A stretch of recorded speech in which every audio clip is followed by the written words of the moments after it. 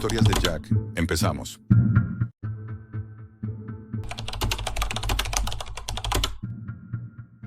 A la mayoría le dan asco los agujeros, pero yo aprendí que lo verdaderamente repulsivo es quien los pone ahí. Tengo 47 años, soy catedrático de psicología en la Universidad Autónoma y llevo más de 2 décadas estudiando la mente humana. Creí que lo había visto todo, desde traumas infantiles tan profundos que deformaban la personalidad, hasta miedos irracionales que podían paralizar a una persona frente a algo tan inofensivo como un globo. Siempre pensé que el miedo tenía un origen explicable, que no existía nada en la mente que no pudiera rastrearse hasta una causa lógica. Me equivocaba. Hace 3 meses encontré algo en la Deep Web que no debería existir, y no ha dejado de crecer dentro de mi cabeza. No estoy contando esto por sensacionalismo ni por advertir de supuestas amenazas invisibles. Lo hago porque creo que lo que vi no era un descubrimiento casual, sino la punta de algo que lleva tiempo actuando sin que nos demos cuenta. Todo empezó de forma trivial. Preparaba una ponencia para un congreso en Lisboa sobre fobias emergentes y patrones de estímulo, y decidí incluir un apartado sobre la tripofobia. Para quien no lo sepa, se trata de esa repulsión, a veces acompañada de náuseas o sudores fríos, que provoca mirar patrones de agujeros o cavidades muy juntos entre sí. La reacción varía. Algunos apartan la vista, otros sienten un hormigueo desagradable, y un pequeño porcentaje llega incluso a experimentar pánico. En mis clases solía mostrar ejemplos inofensivos: panales de abeja, semillas de loto, burbujas en la espuma de un café. Entre risas nerviosas, 1/3 de los alumnos evitaba mirar, el resto lo tomaba a broma. Hasta entonces lo consideraba una simple curiosidad, quizá un vestigio evolutivo relacionado con evitar superficies que recordaran a piel enferma o infestada de parásitos. Fue entonces cuando recibí aquel correo anónimo. El asunto decía: no es una fobia, es un programa. El mensaje era breve, un enlace, nada más. No había firma, ni fecha, ni contexto. Normalmente habría ignorado algo así, pero la frase quedó resonando en mi mente como una nota disonante. Abrí el enlace. La pantalla se oscureció y apareció una página con diseño rudimentario. Fondo negro, letras verdes, sin imágenes ni anuncios. El título, en mayúsculas, decía Bloom. No era un foro abierto al público. Para acceder a ciertos hilos, había que introducir contraseñas que desconocía. Aún así, algunos apartados estaban visibles. En esos hilos, la gente compartía imágenes extrañas. No eran fotos comunes, ni siquiera contenido grotesco como el que uno esperaría encontrar en las profundidades de Internet. Eran patrones imposibles, superficies llenas de agujeros, texturas orgánicas perforadas en simetrías perfectas. Algunas parecían carne viva, otras una mezcla de coral y tejido humano. Lo más perturbador era que no parecían hechas con Photoshop de forma chapucera. Tenían un realismo tan preciso que costaba apartar la vista. Mientras navegaba, encontré a un usuario llamado Cora que escribía con una seguridad inquietante. Aseguraba que esas imágenes no eran aleatorias, que pertenecían a un proyecto gubernamental secreto. Según él, en estudios recientes se había demostrado que la tripofobia no afectaba solo a un pequeño grupo, sino que, en cierto grado, era un detonante universal. Un estímulo capaz de generar malestar y ansiedad en la mayoría de personas, incluso en aquellas que nunca habían creído padecerlo. La teoría sonaba a conspiranoia barata, hasta que encontré un enlace que Cora había dejado. Llevaba a un archivo PDF titulado Protocolo Bloom, Inducción Masiva de Respuesta Aversional. Tenía 54 páginas, con sellos oficiales y un formato académico impecable. Empecé a leerlo con escepticismo, pero la sensación de inquietud crecía. Describía experimentos en los que voluntarios eran expuestos a secuencias breves de imágenes tripofóbicas, intercaladas en anuncios, vídeos educativos y campañas de salud. El resultado era siempre el mismo: aumento de la ansiedad basal, reducción de la concentración, irritabilidad constante. No hablaban de fobia, sino de condicionamiento poblacional. Cada pocas páginas había fotografías de ejemplo. Al principio las soportaba, pero pronto sentí un peso en el estómago. No eran simples fotos de panales o frutas exóticas. Eran imágenes que desafiaban lo natural. Agujeros perfectos en superficies que parecían piel, o cartílagos con un patrón tan exacto que resultaba imposible que se hubieran formado de manera orgánica. Recuerdo especialmente una imagen, un primer plano de lo que parecía un brazo humano, cubierto por cientos de diminutas perforaciones circulares, cada una con un brillo húmedo en su interior. No quise pensar si era real. Cerré el archivo y aparté la vista del monitor, pero era demasiado tarde. La sensación seguía clavada bajo la piel. Esa noche apenas dormí. Cada vez que cerraba los ojos veía esos patrones. Y lo peor era que, al día siguiente, empecé a notarlos fuera de la pantalla. Las burbujas en la leche del desayuno, los agujeros del colador, las marcas irregulares en la pintura de la pared. Todo parecía diseñado para provocarme rechazo. No entendía qué me estaba pasando. Me repetía que era una simple reacción sugestionada por las imágenes, que en unos días desaparecería. Pero una parte de mí sabía que no era así. Había algo demasiado preciso en cómo mi mente buscaba esos patrones, como si alguien hubiera encendido un interruptor que siempre había estado ahí, escondido. Fue entonces cuando decidí volver a Bloom. Necesitaba más información, pero lo que encontré solo aumentó mi inquietud.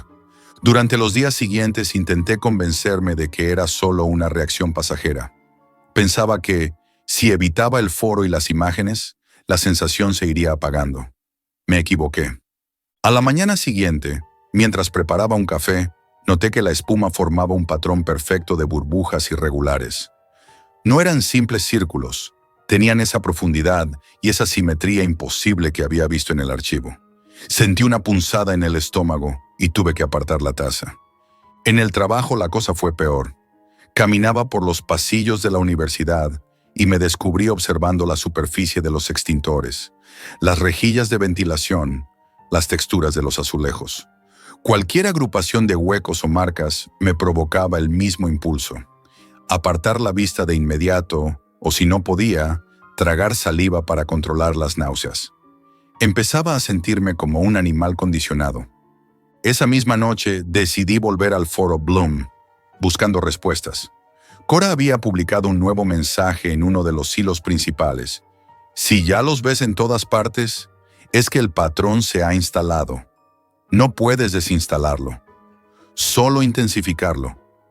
No entendía qué quería decir con intensificarlo, pero la palabra se me quedó grabada. En otro hilo, hablaba de puntos de inserción, lugares y momentos en los que el patrón se diseminaba en masa, oculto en publicidad, en campañas institucionales, en vídeos aparentemente inocentes. Al día siguiente, mientras veía las noticias, apareció un anuncio sobre prevención sanitaria. Un fotograma pasó tan rápido que apenas lo percibí, pero mi cerebro reaccionó antes que yo. Lo pausé y retrocedí cuadro a cuadro. Ahí estaba, un patrón idéntico al del documento, insertado en la esquina inferior de la pantalla, apenas visible, escondido en la textura del fondo. Me quedé mirando esa imagen congelada, y cuanto más la observaba, más me parecía que se movía. No como una animación, sino como si mi propio sistema nervioso vibrara al ritmo de esos agujeros. La curiosidad me arrastró. Revisé vídeos antiguos, anuncios en redes, incluso fotografías de campañas del ayuntamiento. El patrón estaba en todas partes, oculto en sombras, en el brillo del metal, en la disposición de objetos, nunca lo suficiente para que una persona desprevenida se fijara, pero siempre ahí, latente. El golpe final llegó 2 semanas después. Daba una clase sobre sesgos cognitivos, proyectando ejemplos de imágenes y textos. Un alumno abrió su presentación. La primera diapositiva mostraba un panal de abejas, como metáfora de trabajo en equipo. Entre las celdas, en el centro exacto, estaba el patrón. Lo reconocí de inmediato. Fue como recibir un impacto físico. Sentí un calor repentino en la cara, la respiración entrecortada. Mis palabras se volvieron confusas. Tropezaban unas con otras. Los estudiantes me miraban extrañados mientras yo intentaba continuar, pero el sudor me empapaba las manos. Finalmente solté el mando del proyector y salí del aula sin dar explicaciones. En el pasillo, apoyado contra la pared, intentaba recuperar el aire.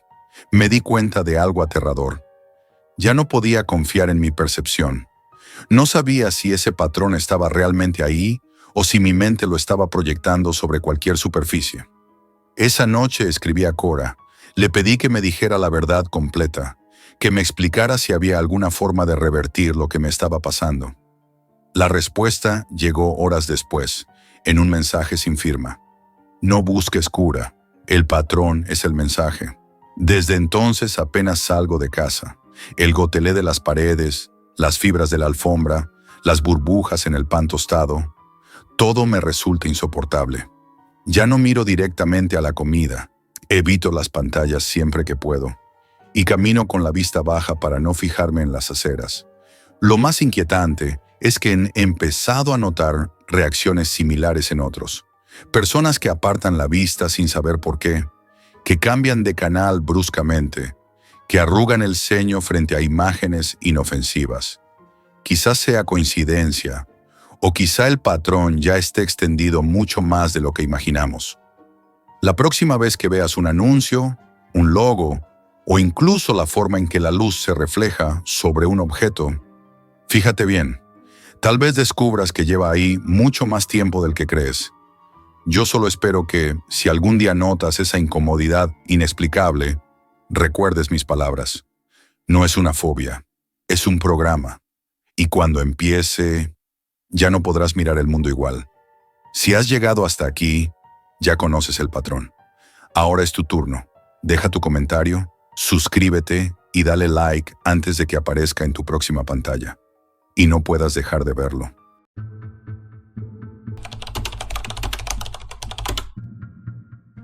Nunca pensé que un dibujo pudiera mirarme a mí de vuelta. Hasta aquella noche. Soy un pintor que ya no pinta. Un artista que ha perdido la fe en los colores y en el mundo. Mi estudio huele a pintura vieja y a soledad. La ciudad afuera parece un gris uniforme que me aplasta con cada paso. Paso los días buscando inspiración entre humo y café rancio. Y las noches intentando que la pantalla de mi ordenador me devuelva un poco de sentido. Todo comenzó con un enlace olvidado en un rincón de la Deep Web. Era un hilo pequeño, casi invisible, del que nadie hablaba en voz alta. Allí mencionaban algo llamado dibujos hipnóticos. Nadie explicaba bien qué eran, solo decían que podían atraparte, que al mirarlos algo cambiaba en tu cabeza. Al principio me reí, pensé que era absurdo, un juego visual sin sentido, pero algo en mi interior me empujó a abrirlo. El primer archivo era sencillo, líneas negras que se movían con precisión sobre un fondo blanco. No había color, ni palabras, ni música, solo movimiento, un ritmo casi hipnótico que parecía respirar delante de mí. Al principio pensé que era mi imaginación. Son solo líneas, me dije, pero algo en la manera en que se entrelazaban me hizo contener la respiración sin darme cuenta. Cada parpadeo me parecía demasiado largo, cada instante frente a la pantalla parecía absorberme un poco más. Pronto noté cambios sutiles. Las sombras en mi estudio parecían estirarse un instante antes de que yo lo hiciera. Mi mano temblaba cuando intentaba beber un sorbo de café y me sentía raro al caminar, como si mis pasos no coincidieran exactamente con el suelo. Mis sueños empezaron a fragmentarse. Veía líneas, patrones que no existían, movimientos que solo yo parecía percibir. Intenté explicarlo como estrés, cansancio o exceso de café, pero cada día que pasaba entendía que era algo más profundo. Los dibujos tocaban mi mente de una manera que no podía controlar. Empecé a copiar los patrones en cuadernos, luego en lienzos viejos. Cada trazo que reproducía me daba un vértigo extraño, como si me sumergiera un poco más en un mundo que no era real. Mis amigos empezaron a notar mi aislamiento. Me llamaban por teléfono, dejaban mensajes, venían a casa, pero yo no podía explicar nada. La verdad me daba miedo incluso a mí. estaba perdiendo el control. Una noche, después de horas frente a la pantalla, apareció algo que me hizo sentir un terror nuevo. Sobre la mesa estaba un dibujo que no había hecho yo, blanco y negro, exacto al estilo de los archivos de la Deep Web, pero representaba mi estudio vacío, y en el centro mi propia silueta, de pie frente a un lienzo. Sentí un escalofrío recorrer mi columna. Intenté destruirlo, rasgarlo, prenderle fuego, pero las líneas parecían recomponerse ante mis ojos, intactas, perfectas. Mi respiración se aceleró y sentí un vértigo que me obligó a sentarme. A partir de ese momento, los dibujos empezaron a aparecer solos. No había explicación. Uno estaba sobre la silla, otro en el suelo, uno más apoyado en la puerta. Cada vez que los miraba, sentía que las líneas me observaban. No era animación ni efecto visual. Era como si supieran que yo estaba allí y que cada segundo que pasaba frente a ellos los fortalecía. Las semanas siguientes fueron un descenso lento pero implacable. Caminaba por la ciudad y veía los trazos de los dibujos en todas partes. En los escaparates, en los carteles publicitarios, en las marcas del suelo. A veces pensaba que eran reflejos de mi mente, pero cada trazo coincidía con detalles que solo yo conocía. Mi sueño desapareció casi por completo. Cuando dormía, soñaba con líneas que crecían, se retorcían y me atrapaban. Al despertar sentía que una parte de mí seguía dentro de los dibujos. Intenté alejarme, dejar de mirar, borrar los archivos. Pero cada noche mi ordenador se encendía solo y allí estaba el dibujo inicial, susurrándome con movimientos apenas perceptibles. Vuelve, mírame, no dejes de mirar. Intenté ignorarlo, pero algo en mi cerebro parecía depender de ese patrón, como si un pequeño pedazo de mí quedara adherido a cada línea. Una tarde, mientras copiaba otro de los patrones, ocurrió algo que me paralizó. Al levantar la vista del cuaderno, vi cómo las líneas comenzaban a moverse. No había pantalla, no había nada digital. Los trazos de mi cuaderno se contorsionaban y cambiaban de forma, revelando detalles de mis recuerdos más ocultos. El miedo de la infancia, el fracaso frente a un lienzo vacío, las voces silenciosas que siempre me habían criticado. Las líneas eran un espejo de mi mente, un reflejo de todo lo que había reprimido. Me sentía atrapado y fascinado al mismo tiempo. No podía apartar la mirada. Cada trazo que seguía me absorbía un poco más, y cuanto más lo hacía, más me costaba distinguir la realidad del dibujo. Empecé a descuidar la comida, el sueño y mi salud. Todo lo demás parecía irrelevante frente a aquella obsesión que crecía como una sombra interminable. Esa primera parte de mi descenso terminó con la certeza de que los dibujos no eran simples imágenes. Eran un aviso, una puerta que una vez abierta no podía cerrarse. Algo en ellos me estaba esperando, y yo no sabía hasta dónde podía llegar ni cuánto de mí quedaría intacto cuando todo terminara. Desde aquella primera noche en que apareció el dibujo que no había hecho yo, mi vida dejó de ser mía. Los días se mezclaban con las noches y con los dibujos, y ya no podía distinguir el final de uno y el comienzo del otro. Cada línea, cada trazo que aparecía en mi estudio, parecía tener vida propia. No había fantasmas ni voces, solo un silencio que gritaba y me dejaba en la incertidumbre más absoluta. Los dibujos se multiplicaban a un ritmo que no podía seguir. Algunos estaban sobre mis lienzos, otros en cuadernos que no recordaba haber abierto, y otros más aparecían pegados a las paredes, como si alguien los hubiera colocado allí sin que yo lo viera. Cada uno contenía fragmentos de recuerdos míos, detalles que nadie podría conocer. La forma exacta en que mis dedos temblaban al pintar de niño, la silueta de una amiga que había perdido, la sensación de fracaso que siempre me perseguía. Sentí que los dibujos me devoraban desde dentro, que estaban absorbiendo mi vida, pero no podía dejar de mirarlos. Empecé a notar cambios en mi cuerpo. Mis ojos se sentían cansados todo el tiempo, y a veces veía las líneas moviéndose incluso cuando cerraba los párpados. Mi piel se erizaba al tocarlas, aunque no hubiera nada físico. Intenté salir de mi estudio, caminar por la ciudad, buscar refugio en cualquier lugar donde los dibujos no existieran. pero los veía en todas partes.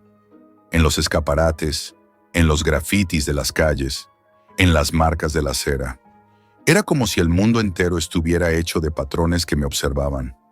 Una tarde, mientras copiaba otro de los dibujos, sentí un movimiento extraño en mis manos. No era temblor, sino algo que parecía venir de las propias líneas. Cada trazo que hacía me arrastraba un poco más hacia ellas. Sentí miedo real, un miedo que calaba hasta los huesos, pero al mismo tiempo una fascinación imposible de ignorar. Intenté dejar el cuaderno, pero mis manos se negaban a obedecerme. Era como si el dibujo hubiera tomado el control. Las noches eran peores. Mis sueños estaban llenos de líneas que se retorcían y se multiplicaban. A veces veía mi propio reflejo dentro de los patrones, moviéndose de manera independiente, como si yo ya no estuviera completamente dentro de mi cuerpo. Despertaba con la sensación de que una parte de mí permanecía atrapada entre los trazos, flotando en un espacio que no existía fuera de los dibujos. Llegó un momento en que no podía dormir, ni comer, ni salir. El mundo exterior dejó de importar. Solo existía el estudio, los dibujos y yo. Intenté destruirlos todos, quemar cuadernos, rasgar lienzos, incluso romper las paredes donde aparecían. Pero las líneas volvían a aparecer intactas, más nítidas, más precisas, como si se alimentaran de mi desesperación. Una tarde me senté frente a la ventana y por primera vez intenté mirar el mundo fuera de mi estudio. Vi a la gente caminando, hablando, ignorando todo a su alrededor, y me di cuenta de algo aterrador. Yo estaba solo en esto. Nadie podría entender lo que estaba ocurriendo. Nadie podría salvarme. Los dibujos no eran un juego, no eran arte, no eran inofensivos. Eran una fuerza que crecía con mi atención, que se alimentaba de mí y me estaba consumiendo lentamente. Finalmente, comprendí la horrible verdad. Los dibujos no querían mi admiración ni mi respeto. Querían mi mente. Cada línea que seguía con los ojos, cada trazo que reproducía, era un paso más hacia la pérdida de control. No había escapatoria, y cuanto más resistía, más fuerza parecían ganar. Mi estudio estaba lleno de ellos, cientos de dibujos que se multiplicaban y se deformaban en un ciclo infinito. Cada uno contenía algo mío, un recuerdo, una emoción, una sensación, como si estuvieran extrayendo mi vida lentamente. Ahora escribo estas palabras con manos que tiemblan y ojos que sienten que nunca volverán a descansar. Sé que la gente dirá que esto es locura, que no existen dibujos capaces de hipnotizar a nadie, que es solo mi imaginación. Pero yo lo vi, lo sentí. Cada línea me devoró un poco más hasta dejarme atrapado en un espacio donde solo existen blanco y negro. Líneas que se mueven y me miran, y la certeza absoluta de que nunca volveré a ser libre. Nunca pensé que un dibujo pudiera mirarme a mí de vuelta hasta aquella noche. Ahora sé que me mira siempre, y temo que pronto no habrá nada más que sus trazos y mi miedo.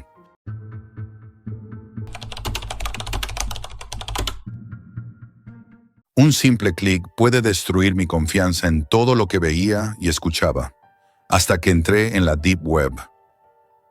Todo comenzó hace unas semanas en Seúl, en una de esas noches frías donde la lluvia golpea los cristales con una insistencia que parece querer meterse en tus huesos.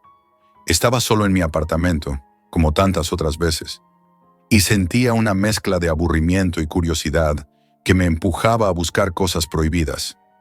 Siempre había oído hablar de la Deep Web, pero nunca la había explorado.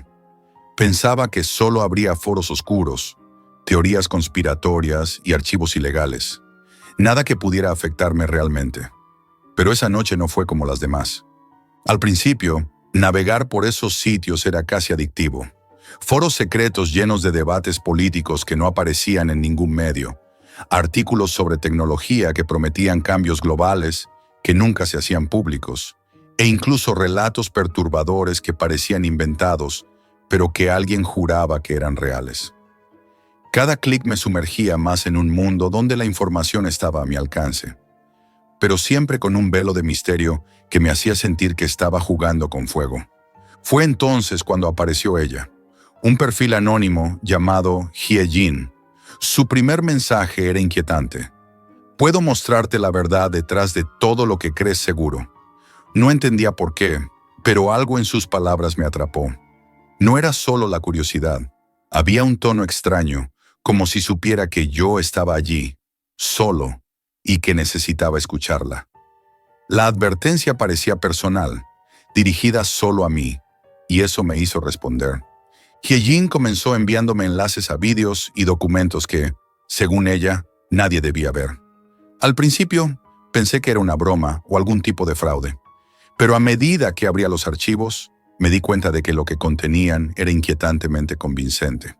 Había entrevistas con personas que decían haber sido testigos de manipulaciones masivas de información, fraudes políticos sofisticados y engaños que cambiaban la percepción de la realidad.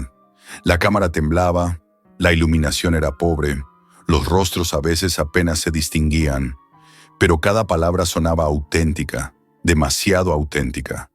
Pronto comenzaron a llegar más archivos, fotos de lugares que reconocía, pero en contextos que no podía identificar, registros de conversaciones que no recordaba tener, mensajes privados entre personas influyentes que supuestamente filtraban secretos. Todo estaba organizado con una precisión que me hacía dudar de mis propios sentidos. ¿Cómo podía alguien tener acceso a esto? Cada nuevo documento reforzaba la veracidad del anterior, y con cada clic sentía que mi mundo se desmoronaba lentamente. Empecé a notar cambios en mi vida cotidiana. Lo que antes era normal, ahora parecía sospechoso. Cada titular en las noticias me provocaba desconfianza. Cada conversación con compañeros de trabajo o amigos me parecía manipulada. Incluso mis recuerdos empezaban a sentirse falsos, como si alguien los hubiera editado. Intentaba convencerse de que era paranoia, pero la sensación no desaparecía. Al contrario, se intensificaba. Un día Hyejin me envió un archivo de audio. Al principio pensé que sería otro mensaje enigmático, pero lo que escuché me heló la sangre.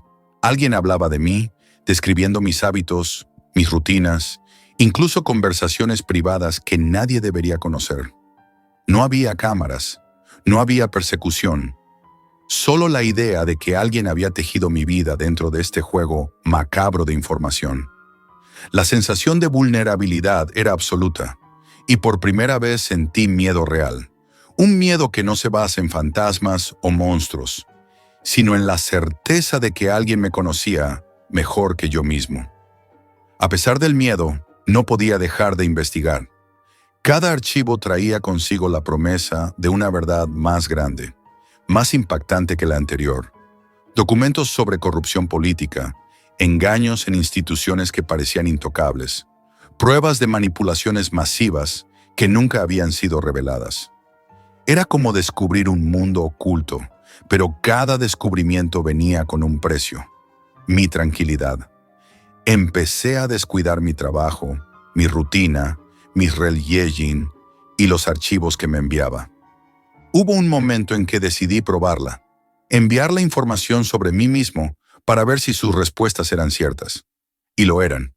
Cada detalle que compartía se convertía en un eco en sus mensajes posteriores, como si supiera exactamente lo que hacía, lo que pensaba y lo que temía. La paranoia creció hasta un punto en que cada sombra en mi apartamento, cada ruido nocturno, cada vibración de mi teléfono, parecía un aviso de que estaba siendo observado. No podía dormir, no podía desconectar. La curiosidad se había convertido en una cadena, y yo estaba completamente atrapado. Y entonces sucedió algo que marcó un antes y un después. Entre los archivos, encontré un vídeo que no podía ignorar. Un registro de mi vida cotidiana, momentos que yo había dado por privados, grabados sin que yo supiera cómo. La pantalla mostraba mi apartamento, mis movimientos, mis gestos más simples. No había cámaras visibles, no había forma lógica de que alguien pudiera tener ese material. Solo estaba allí, frente a mí, comprobando cada detalle de mi existencia.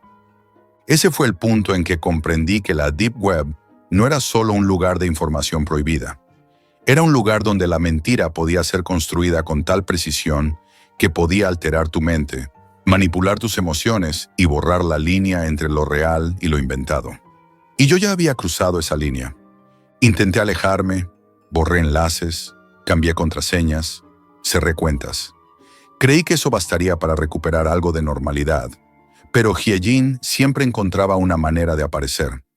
Al principio fueron simples mensajes, un correo electrónico anónimo, un comentario en un foro que juraba no haber visitado, incluso un archivo que apareció en mi escritorio sin que lo hubiera descargado. Cada contacto era un recordatorio de que alguien había tejido mi vida en un laberinto que yo no controlaba. Una noche, mientras revisaba los archivos más recientes, encontré un documento titulado Tus elecciones. Era un diario que relataba con precisión inquietante cada decisión que había tomado durante las últimas semanas. Cuando me levanté, qué desayuné, con quién hablé, incluso las páginas que había visitado en Internet. Todo estaba registrado con un nivel de detalle que me hizo temblar. No había pruebas físicas, no había cámaras visibles, solo la certeza de que alguien me observaba sin moverse de su silla, alguien capaz de infiltrarse en la vida cotidiana de un completo desconocido. Empecé a notar patrones extraños. Cada vez que tomaba una decisión, por pequeña que fuera, recibía un mensaje al día siguiente que la comentaba. Si compraba un libro, Hyejin enviaba un archivo explicando cómo lo había dejado en mi mesa y qué pensaba al respecto. Si salía a la calle y hablaba con alguien, aparecía un registro de esa conversación, con análisis de mis emociones, mis dudas y mis miedos. Era como si cada paso que daba estuviera siendo documentado y manipulado con un propósito que yo no entendía. Un día recibí un vídeo en directo. No era una grabación antigua, era un streaming en tiempo real que mostraba mi propio apartamento. No había cámaras visibles, no había micrófonos extraños. Y aún así, allí estaba yo, en la pantalla, haciendo cosas cotidianas que nadie debería conocer. La sensación de invasión era total. Podía verme desde otra perspectiva, como un objeto en lugar de un ser humano. Quise cerrar la ventana, apagar el ordenador, correr, pero no podía apartar la vista. Cada gesto mío estaba siendo analizado, cada pensamiento susceptible de ser manipulado. La paranoia se convirtió en un constante acompañante. Cada conversación con amigos o familiares estaba teñida de duda. Si alguien decía algo que antes habría pasado por alto, ahora lo cuestionaba. ¿Estaba siendo sincero o Hyejin lo había manipulado para sembrar desconfianza? Incluso mi memoria se volvió traicionera. Recuerdos de conversaciones y eventos se mezclaban con fragmentos de archivos y vídeos, y ya no podía distinguir qué había sido real y qué había sido fabricado. Para intentar escapar de ese estado, dejé de salir de casa durante días. Solo encendía el ordenador para comprobar los mensajes, aunque sabía que era un error. Cada nuevo archivo aumentaba la ansiedad, y la sensación de que mi vida ya no me pertenecía crecía con cada minuto. A veces encontraba notas en archivos que hablaban de cosas que yo no recordaba haber hecho, como si alguien hubiera manipulado mi día a día, incluso mientras dormía. Hubo un momento en que recibí un correo con un archivo titulado Decisiones críticas. Contenía un listado de posibles elecciones que podría tomar en la vida cotidiana y describía las consecuencias que, según Hyejin, tendría cada una. La precisión era escalofriante y me hizo comprender algo aterrador. No importaba lo que hiciera, alguien estaba un paso adelante, moldeando mi percepción para que siempre dudara de mí mismo. Incluso las decisiones que creía libres ya estaban comprometidas por su influencia. Mi rutina diaria se volvió un ciclo interminable de ansiedad y paranoia. Miraba mi teléfono cada 5 minutos, revisaba cada correo, cada mensaje, cada archivo. Mi mente no podía descansar. Comencé a tener pesadillas en las que veía la pantalla de mi ordenador mostrando mi vida entera. Y al despertar, lo primero que hacía era encenderlo para comprobar que no fuera real. La línea entre sueño y vigilia se había borrado. A veces me preguntaba si todo era un experimento, un juego macabro diseñado por alguien con demasiado tiempo y recursos. Otras veces me decía que quizá nada de lo que veía era real, que todo era un elaborado montaje para desestabilizarme. Pero ninguna de esas explicaciones me ofrecía consuelo. Lo peor no era saber que podía ser mentira, sino sentir que, aunque lo fuera, la sensación de ser observado y manipulado era real. Hoy sigo recibiendo mensajes. Cada uno está cuidadosamente diseñado para mantenerme en ese estado de paranoia y miedo. Sé que mi vida ya no es completamente mía. Cada acción, cada pensamiento, está influenciado por la certeza de que alguien sabe más de mí de lo que yo mismo podría imaginar. He intentado desconectar, escapar, desaparecer, pero la verdad es que esa red de mentiras se ha instalado en mi mente y no hay salida. La lección más aterradora que aprendí es que en la Deep Web, la mentira puede ser más poderosa que cualquier amenaza física. Una mentira bien construida puede infiltrarse en tu mente, corroer tu percepción de la realidad y hacerte dudar de todo y de todos. Y una vez que entra, nunca desaparece. Nunca volverás a confiar en tus propios ojos ni en tus propios recuerdos. Yo no puedo.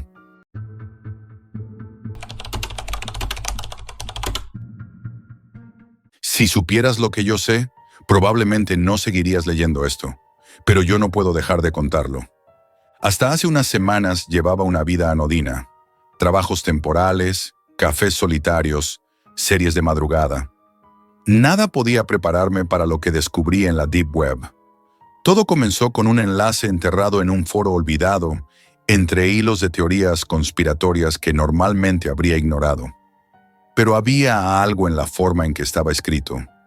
Era demasiado directo, casi como si supieran que yo iba a entrar. Una mezcla de advertencia y provocación que me hizo abrirlo sin pensar. El enlace me llevó a un sitio llamado la Dirección Mundial Futura. No había anuncios, ni registros, ni siquiera un diseño sofisticado. Solo un fondo oscuro y un menú mínimo. Al principio pensé que sería otra farsa, otro juego de la Deep Web, pero enseguida algo en los documentos me hizo dudar. Había listas de nombres, mapas de ciudades, fechas y cifras. Parecían decisiones políticas, económicas y sociales tomadas en secreto. Cada archivo que abría contenía más pruebas de que alguien manipulaba el mundo de manera calculada, silenciosa y despiadada. Decidí profundizar. Descargué archivos pesados, cifrados y con nombres crípticos. Operación Umbral, Proyecto Horizonte, Red Cúpula. Cada uno estaba lleno de documentos internos, fotografías, grabaciones de reuniones y análisis de decisiones globales. Entre ellos había nombres de personas influyentes, políticos, empresarios, científicos, personas que movían hilos y a las que nadie podría acusar jamás. Comencé a darme cuenta de que no se trataba de teorías, sino de un plan meticulosamente documentado y ejecutado durante años. Esa misma noche, mientras revisaba los documentos, noté algo que me dejó helado. Había fotos mías, recientes, fotos tomadas sin que yo lo supiera, mezcladas con documentos internos. No había cámaras visibles, ni señales de vigilancia física. Era como si alguien hubiera estado observándome durante semanas, registrando mis movimientos, mis rutinas, incluso lo que pensaba hacer antes de hacerlo. Un terror frío me recorrió el cuerpo. No estaban controlando solo el mundo. De alguna manera, me estaban observando a mí. En uno de los documentos encontré un informe titulado Sesión de Decisión, año 2020. Contenía análisis sobre cómo influirían en economías, elecciones y movimientos sociales. Cada decisión estaba calculada con precisión quirúrgica. Cada línea del informe parecía coincidir con hechos recientes que yo había presenciado. Noticias de última hora, cambios económicos repentinos, crisis sociales que aparecían de la nada. Era como si alguien hubiera escrito un guión que luego el mundo siguiera sin cuestionarlo. Decidí comprobarlo por mí mismo. Crucé datos de los documentos con noticias, anuncios de políticas y movimientos financieros. Cada predicción, cada consecuencia prevista, se cumplía con una exactitud escalofriante. Me sentí atrapado en un mundo que no era mío, en un teatro donde las decisiones que creía libres estaban diseñadas por una fuerza invisible. Empecé a notar patrones en las noticias, coincidencias que antes pasaban desapercibidas. Cada titular parecía formar parte de un plan mayor. Poco después apareció un vídeo. Era una reunión secreta de lo que llamaban la cúpula. Personas encapuchadas, sentadas en una sala austera, hablando en voz baja. No parecía una secta. Era demasiado organizado. Discutían políticas, crisis económicas, movimientos sociales, todo con una frialdad calculada. Escuché nombres de ciudades, empresas y personas específicas. Mi corazón se detuvo cuando oí mi propio nombre mencionado entre susurros que nadie más podría oír. No hablaban de mí como una amenaza. Hablaban de mí como una pieza dentro de un plan más grande. Un objetivo pasivo en un tablero que yo ni siquiera había notado. A partir de ese momento, mi rutina cambió. Cada movimiento parecía tener peso. Cada elección mínima se sentía observada. Los documentos eran claros, pero lo peor no era lo que mostraban, sino lo que sugerían. No necesitaban perseguirme. Todo era tan silencioso, tan preciso, que el control no requería violencia. Solo la certeza de que sabían todo, incluso lo que aún no había hecho. Intenté desconectar, alejarme de la pantalla, ignorar lo que había visto. Pero algo en mí no podía hacerlo. Cada noche volvía al sitio, descargaba más archivos, revisaba mapas, listas y documentos internos. Comencé a notar detalles que antes no existían. Códigos ocultos en los textos, referencias que parecían señalar lugares específicos. Notas al margen con fechas que coincidían con eventos de mi ciudad.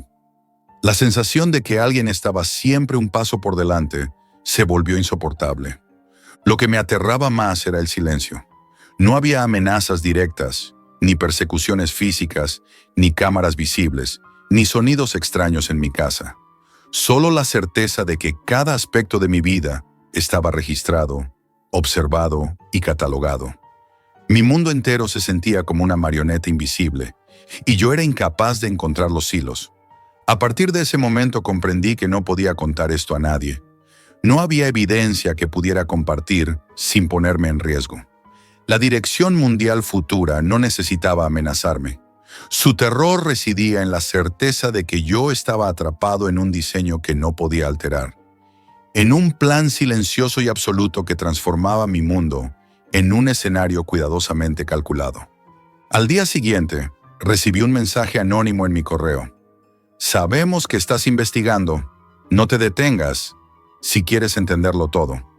No tenía remitente, ni dirección IP, nada que permitiera rastrearlo. Solo un enlace a un nuevo archivo. Observación, nivel 2. Abrí el archivo con miedo y fascinación. Contenía un seguimiento completo de mis movimientos, hábitos de navegación e incluso mis patrones de sueño.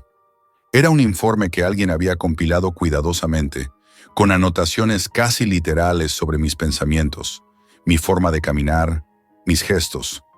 Cada línea coincidía con mi vida cotidiana, hasta el punto de incomodarme. Se despierta a las 7, bebe café, mira noticias, revisa el correo, comienza a escribir. No había duda, estaban estudiándome. Empecé a notar pequeños cambios en mi entorno. Al principio eran casi imperceptibles. Un coche estacionado durante horas frente a mi casa. Personas que parecían pasar por la misma calle varias veces. Anuncios que cambiaban según lo que había buscado días antes. Intenté racionalizarlo, pero todo coincidía con la información de los documentos. No había persecución, no había amenazas visibles, solo un control silencioso y absoluto. Era como si alguien hubiera tejido una red alrededor de mi vida y yo no pudiera escapar de ella. Una noche, mientras revisaba otro archivo, apareció un registro de conversaciones privadas que yo había tenido en chats aparentemente seguros. Todo estaba allí, incluso palabras que había escrito y luego borrado. Me di cuenta de que cada mensaje, cada pensamiento que plasmaba en línea, estaba siendo registrado, interpretado y analizado. No había seguridad en ningún lugar. Sentí un miedo helado al comprender que mi privacidad era solo una ilusión. Intenté compartir mis hallazgos con un amigo de confianza. Le envié capturas de pantalla y enlaces, explicándole todo. Su reacción fue extraña, nerviosa, incómoda. Al día siguiente me dijo que había borrado todo por precaución, que era mejor no involucrarse. Esa fue la primera evidencia de que no solo me observaban a mí. Otros también desaparecían o se retraían al darse cuenta de la magnitud de lo que habían descubierto. La paranoia comenzó a apoderarse de mí. Cada paso que daba estaba medido, cada decisión parecía encajar en un patrón que yo no controlaba. Me convertí en un detective de mi propia vida. Cruzaba datos, buscaba coincidencias, estudiaba patrones en el tráfico, en las noticias, incluso en la conducta de mis vecinos. Todo parecía conectado, todo parecía diseñado. Entre los documentos encontré un archivo titulado Predicción de conducta individual. Contenía un análisis completo de mis hábitos y posibles reacciones ante situaciones hipotéticas. Era aterrador. Sabían cómo pensaba, qué me molestaba, qué me atraía, y habían escrito escenarios que coincidían casi perfectamente con mi vida reciente. Empecé a sentirme como un personaje de un libro que otros escribían en tiempo real. El miedo se volvió insoportable cuando descubrí que también tenían registros históricos de muchas otras personas, algunos de ellos desaparecidos. Sus nombres aparecían tachados, con notas que indicaban caso cerrado o archivado. Comprendí que nadie estaba a salvo y que ellos podían borrar a alguien de la red sin que quedara rastro. Esa certeza me hizo comprender que la verdadera amenaza de la Dirección Mundial Futura no era violenta, era psicológica. El terror estaba en la sensación de que todo estaba bajo control, que nada era casual y que todo podía desaparecer sin aviso. Una noche, mientras caminaba por mi barrio, noté un patrón inquietante. Coches que pasaban por las mismas calles a la misma hora, personas que repetían gestos que había visto antes, como si formaran parte de una coreografía que yo desconocía. Todo parecía un escenario controlado, un experimento silencioso.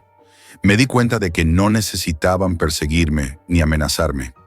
El control estaba en la certeza de que cada movimiento mío podía predecirse y moldearse.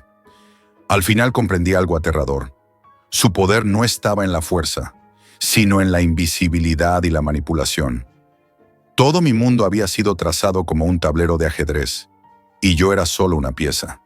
Mi vida, mis decisiones, incluso mis pensamientos, estaban calculados dentro de un plan del que yo no podía escapar. La Dirección Mundial Futura no necesitaba mostrar sus cartas, solo necesitaban que creyera que mi mundo era mío.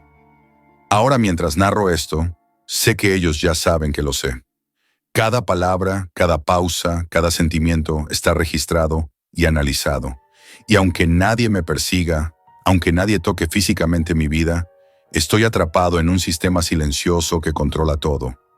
El terror verdadero no es verlos venir, es comprender que todo ya está decidido, que mi libertad era solo un espejismo, y que nunca podré vivir sin sentir su mirada invisible sobre mí.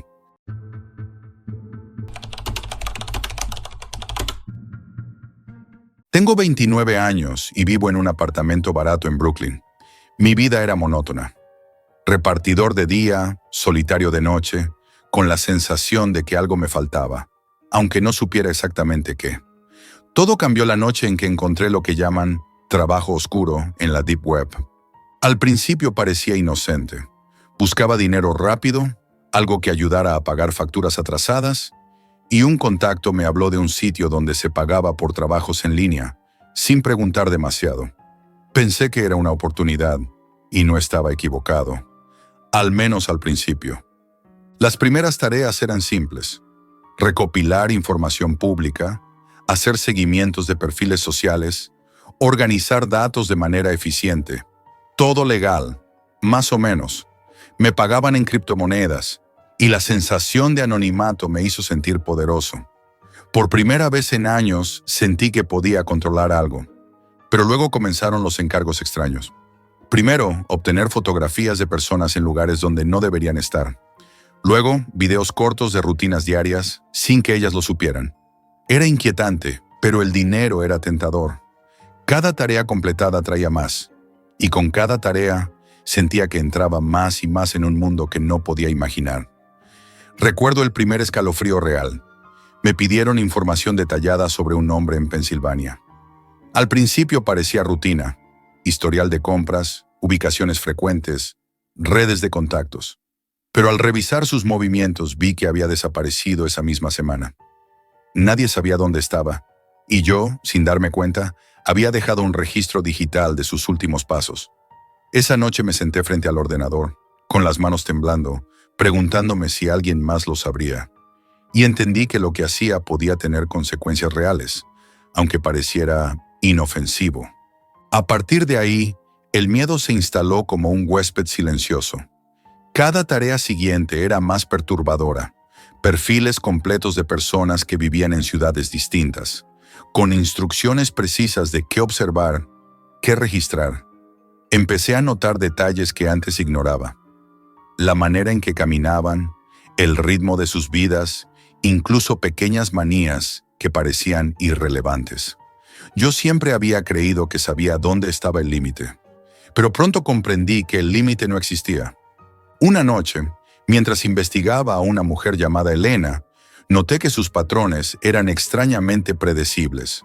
Caminaba todos los días por la misma ruta, compraba en los mismos lugares, hablaba con las mismas personas. Comencé a sentir que la conocía mejor que sus propios vecinos. Esa noche, en mi apartamento, encendí la cámara de mi portátil sin darme cuenta y grabé mi propia rutina. Fue como un espejo. Yo también estaba siendo observado, aunque no supiera por quién. La sensación de vulnerabilidad me paralizó. El trabajo se volvió una obsesión. Comenzaba a dejarme llevar por las horas, revisando perfiles hasta que mis ojos ardían. Había noches en las que olvidaba comer, donde el sonido de las teclas se mezclaba con los ruidos de la calle, y cada sombra que pasaba por mi ventana me hacía sobresaltar. Mi apartamento, antes un refugio, se volvió una jaula silenciosa, iluminada solo por la luz azul de la pantalla. En una de esas noches interminables, me pidieron algo que no entendía del todo: analizar los hábitos de una mujer que trabajaba en un hospital. Debía observar sus movimientos, registrar las horas exactas de entrada y salida, anotar cada interacción con colegas y pacientes. ¿Lo hice? Cada pequeño dato se sentía invasivo, pero el dinero me cegaba. Al final de la noche me encontré sudando, con la sensación de que había cruzado una línea invisible, un límite que jamás podría ignorar. Luego llegaron las solicitudes más extrañas y perturbadoras. Me pedían cruzar información de personas aparentemente sin conexión, reconstruir relaciones sociales, descubrir patrones de comportamiento que nadie debería conocer. Empecé a soñar con esas personas, a sentir que estaban dentro de mi cabeza, observándome a mí ahora. Cada tarea completada traía una mezcla de alivio y miedo. Había algo en la facilidad con la que podía acceder a sus vidas que me hacía sentir culpable y vulnerable al mismo tiempo. Fue entonces cuando noté que mis propios movimientos comenzaban a imitar los que yo registraba para otros. Caminaba con cuidado por el apartamento, cerraba puertas que antes dejaba abiertas, apagaba luces, revisaba ventanas. La sensación de vigilancia constante no provenía de nadie más. Era el eco de lo que yo hacía, la paranoia que mi trabajo oscuro había cultivado en mi mente. Nunca había sentido miedo como ese. No había gritos, no había persecuciones, no había fuerzas sobrenaturales.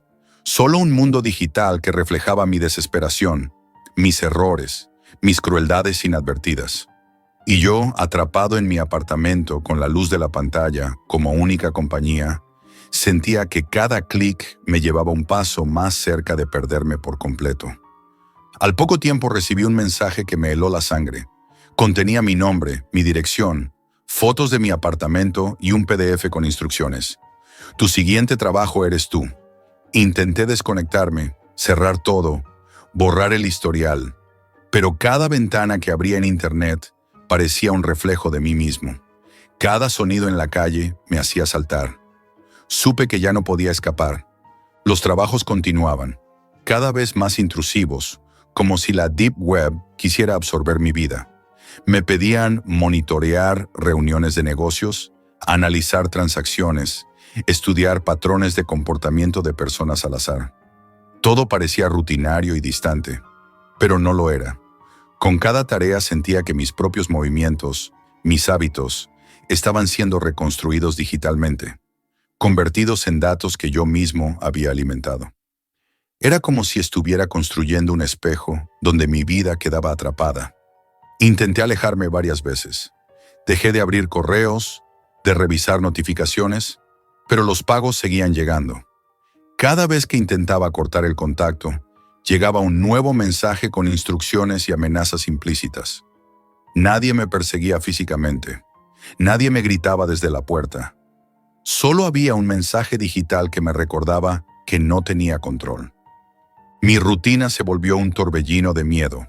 Dormía pocas horas, siempre con el teléfono bajo la almohada, revisando cada notificación.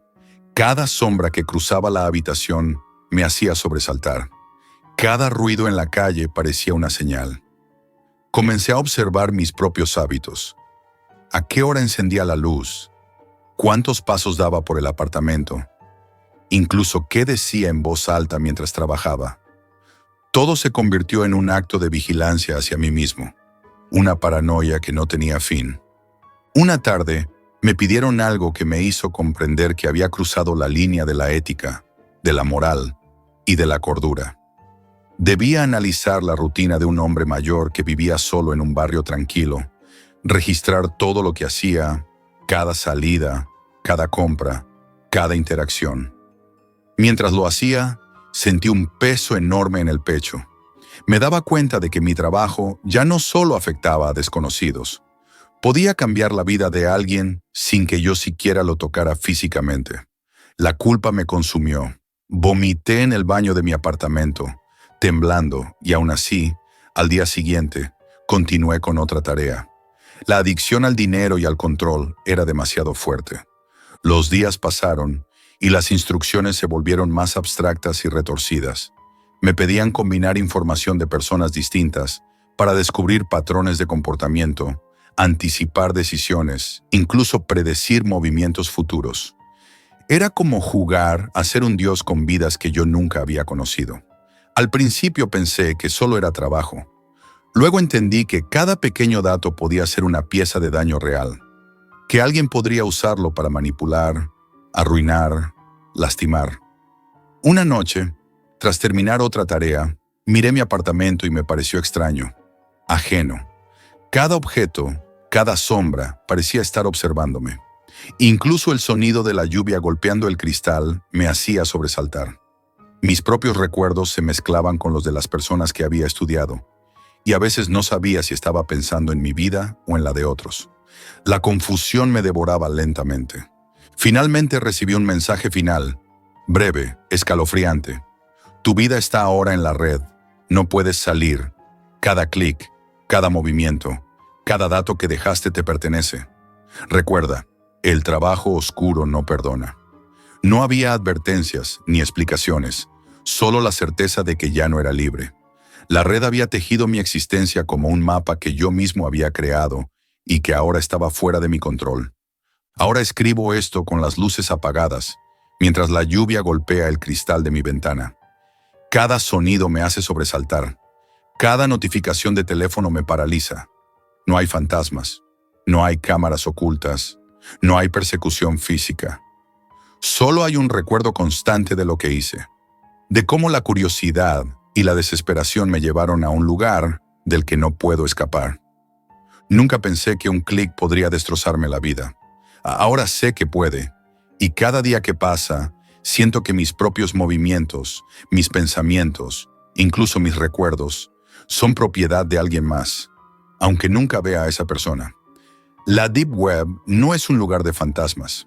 Es un lugar donde la desesperación se convierte en un laberinto de información y donde tú mismo, sin darte cuenta, te conviertes en la presa invisible de lo que creías controlar.